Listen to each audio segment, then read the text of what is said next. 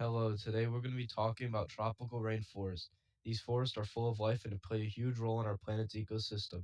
Let's take a look at why they're so important. The rainforest is a complex system, 4 layers deep, with each helping to keep life balanced. The emergent layer is the top layer of the rainforest, and the trees can reach 200 feet or higher. They are the trees that get the most sun and can hold up to strong winds and heavy rains, providing a canopy over the base layers. This is where species like eagles and certain bats live, which are all in the open air and sun. Underneath the emergent layer, we find the canopy, a thick interwoven carpet of trees covering the ground from 100 to 165 feet. Most sunlight and rain come from the canopy, which is where most of the rainforest biodiversity lives. There are monkeys, sloths, and colorful birds like toucans, among others, who populate this layer. Underneath the canopy is the understory, which lacks sun and is highly humid. It is a layer between 16 and 80 feet high that is made up of shrubs and small trees. It's a home to species such as frogs, snakes, and jaguars, which hunt and shelter under the thicket.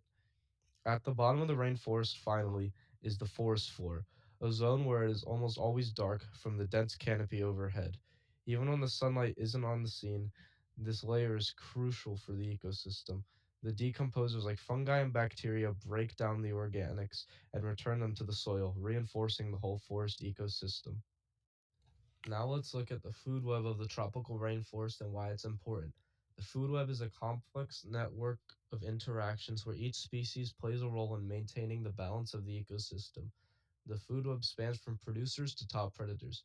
Producers, which are mostly plants and trees, make the base of the food web. Tropical rainforests are known for their dense vegetation. This level is dominated by species like Brazil nut trees and heliconias. These plants manufacture their food through photosynthesis and, as such, become food sources for herbivores. The leaves, flowers, and fruits produced are important sources of energy for higher levels in the food web. The next trophic level is primary consumers, which feed directly on producers. These include herbivores like howler monkeys, which consume leaves and fruits, three-toed sloths, and their diet consists mainly of leaves high up in the canopy.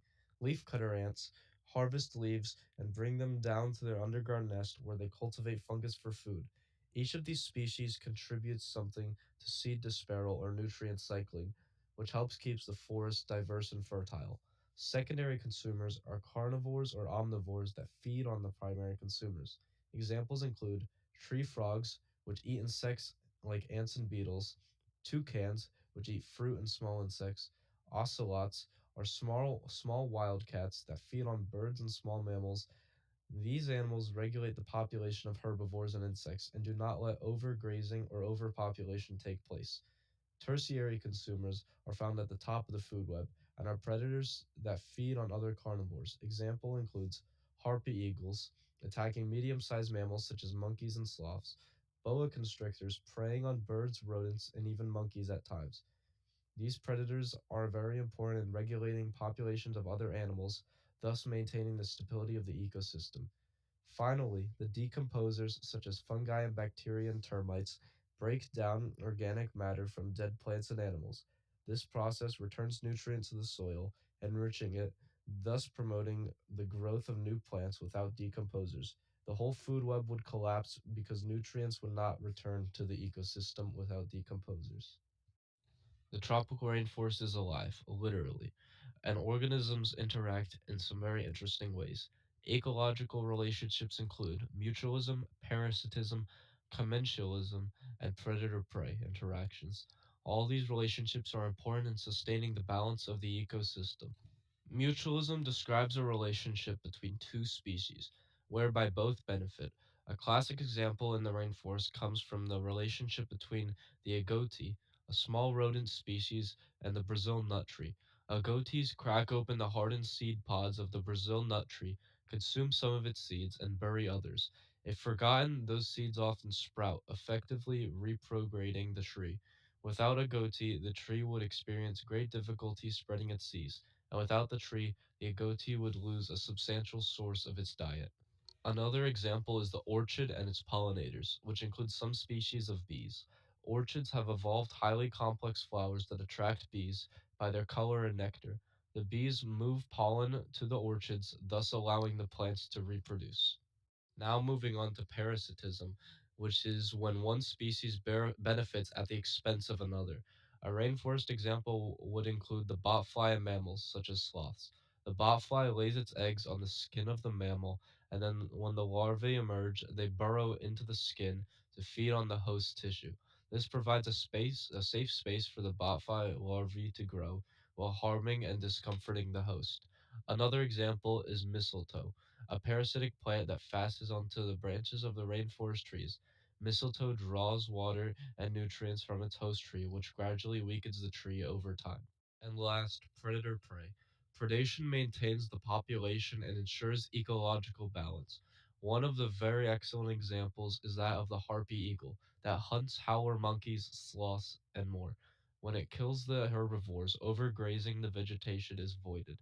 Another example is the relationship between jaguars and capybaras. Jaguars use their strength and stealth to capture capybaras and, and other prey items. This relationship maintains populations of herbivores at a low level that prevents overconsumption of resources like vegetation. Now, onto the climate and geography. Tropical rainforests are found near the equator between 23.5 north and 23.5 south in regions like the Amazon, Congo, and Southeast Asia. It is the unique climate and geography that make the rainforest such a vibrant and diverse ecosystem. The temperature usually ranges from 70 degrees Fahrenheit to 80 degrees Fahrenheit all throughout the year because the equator does not move. Temperatures remain stable throughout the year. This stability in temperature is what allows plants to grow throughout the year, hence making rainforests so lush. Rainfall. Rainforests receive 80 to 400 inches of rain annually. This is mostly because of the ITCZ, where warm air rising near the equator cools and condenses to yield frequent and heavy rainfall. The high rainfall is what sustains the dense vegetation and diverse species that make up the rainforest. Humidity. The humidity is always high, usually between 77% and 88%, which keeps the air moist and supports the rainforest flora and fauna. This helps to prevent rapid evaporation and maintains a constant level of moisture in the soil, which is favorable for plant growth. Proximity to oceans. Rainforests normally lie close to warm ocean currents. The perfect example could be the Amazon rainforest, which borders the Atlantic Ocean. The latter raises humidity and supplies the rain needed to support the heavy precipitation. Their proximity to the ocean serves as a temperature regulator. They prevent extreme swings in temperature and changes within the rainforest climatic zones. Terrain and elevation. Tropical rainforests are mainly found over lowlands, but a substantial number of them extend into the foothills and on mountain regions. In fact, with changes in elevation come microclimates, and each one supports different plants and animals. This indeed this is indeed the secret behind the richness and biodiversity of the rainforest. Soil. The nature of tropical rainforest. Soil is largely poor in nutrients, as the great rainfall leaches any nutrients from it. Still, the quick decomposition of the organic substance on the floor rapidly puts the elements back into the cyclic process again. The leaves that lie on the ground, dead plants, and animals are decomposed very quickly by decomposers like fungi and bacteria, which supplies the essential amounts of nourishment required for the growth and development of new plants. Putting it all together, the climate and geography of the tropical rainforest are inseparable factors that go into supporting its extreme biodiversity. Continued warmth, plentiful rainfall, and a lack of cold create an environment for primary productivity in plants and therefore support animals. Its varied elevation, combined with the general proximity of land masses to oceans, all aid in creating diverse habitat ranges. Nutrient poor soil is countered with very active nutrient cycling via decomposition. These biomes remain rich and productive through every month of the year. And finally, the keystone species. One of the most vital roles in the rainforest is that of the keystone species organisms, whose relatively small number translates to huge effects in their ecosystem. The perfect example of this could be the jaguar. Being an apex predator, jaguars control populations of herbivores such as capybaras and tapirs by maintaining the herbivore numbers low. The jaguars ensure that the plants are not overgrazed, thus ensuring a proper balance within the ecosystem. Without them, herbivores could consume vegetation, threatening the entire stability of the rainforest. A similar crucial example of keystone species in the rainforest can be found in the ant, known as the leafcutter.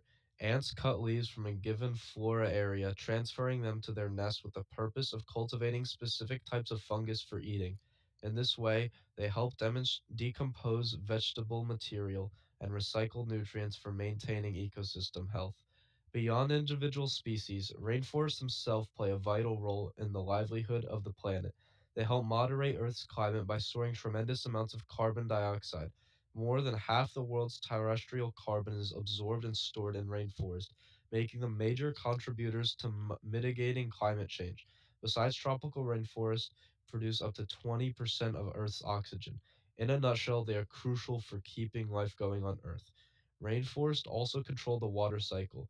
Plants absorb and release water through a process called transpiration, influencing the pattern of rainfall locally and globally. The Amazon has sometimes been described as the lungs of the earth due to its vital contribution to the production of oxygen and the regulation of the planet's climate. In summary, keystone species like jaguars and leafcutter ants, along with the entire rainforest, provide services to maintain ecological balance and life on Earth, thus regulating the climate, producing oxygen, storing carbon, and contributing to maintaining biodiversity. In conclusion, tropical rainforests are very crucial for the environment. They include a vast variety of species, many of which are not found anywhere else on Earth. These ecosystems are quite crucial in regulating the global climate by absorbing carbon dioxide and producing oxygen. They help maintain water cycles that support local and global weather patterns. In fact, rainforests are really vital for life on Earth. Unfortunately, they are under threat due to deforestation and climate change. It is up to us to collaborate in efforts that will save these amazing ecosystems, not only for the species living within them, but also for the health of our entire planet. When we save rainforest, we are protecting biodiversity, climate stability, and healthier future for all of us.